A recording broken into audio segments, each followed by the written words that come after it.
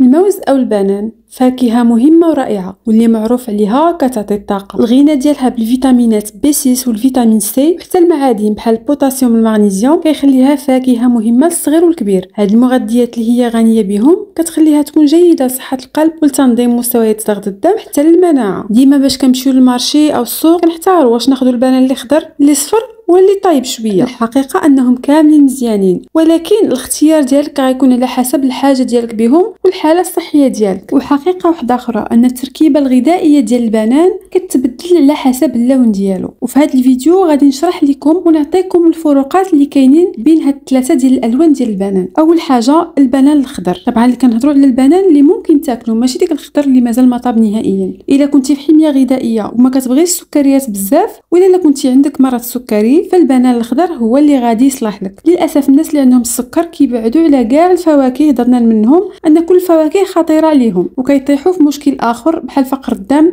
اللي كيجيهم من بعد. ما كنقولش لكم كلوا الفواكه بشكل مفرط، ولكن ضروري من ان الانسان ياكل فيتامينات ومعادن ومضادات اكسده من مصادر مختلفه، ويكون هذا الاستهلاك باعتدال. البنان الخضر كيعتبر امن لاصحاب السكري حيث المؤشر الجليسيمي ديالو هابط، وتقدروا تزيدوا تشاوروا مع الطبيب المعالج ديالكم على الكميه المناسبه لكم. شنو اللي كيخلي البنان الخضر امن؟ البنانه باش كتكون خضراء كيكونوا فيها الياف كثيره وفيها سكر معقد او نشا مقاوم اللي مزيان للهضم وكيخلي مستويات السكر ما تطلعش في الدم بشكل مفاجئ لان الهضم ديالو كيكون بشكل ابطا. هادشي اللي كيخلي المؤشر الجليسيمي ديالها هابط وكيجعلها مناسبه للتغذيه لمرضى السكري والناس اللي كيتبعوا الحميه. بالنسبه للموز الاصفر هنا كيبدا السكر المعقد كيتحول لسكر بسيط بحال الجليكوز الفريكتوز والسكروز، وهذا هو الفرق الوحيد بين البنانه الخضراء والبنانه الصفراء من غير اللون والمذاق. الصفراء كتكون حلوه بيان سور اكثر، اما بالنسبه للفيتامينات والمعادن فكتبقى نفسها، ما كاين حتى شي اختلاف. اخر لون عندنا هو البنان باش كيبدا يطيب وكيبداو يبانوا فيه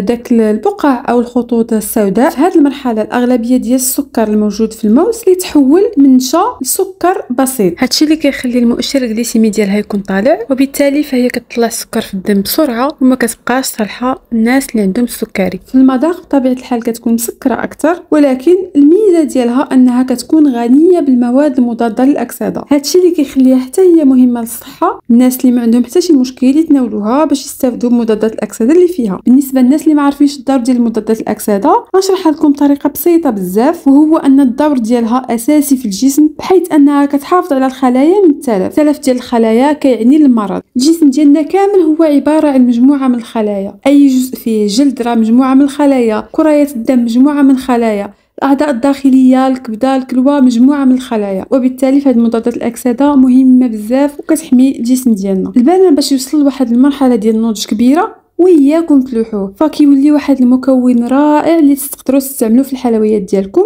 يقدر يعوض لكم الزيت الزبده البيض والسكر. تخيلوا معايا مثلا الحلوه فيها غير جوج مكونات والبنان هو اللي غادي يعوض لنا هادشي كامل. اكيد غادي نشارك معكم وصفات في هذا الاتجاه باش تستافدوا من البنان الطايب. خليكم فلاش نتشوفوا في الفيديوهات الجايه ان شاء الله، وما تنساوش تشتركوا وتعبروا على الراي ديالكم.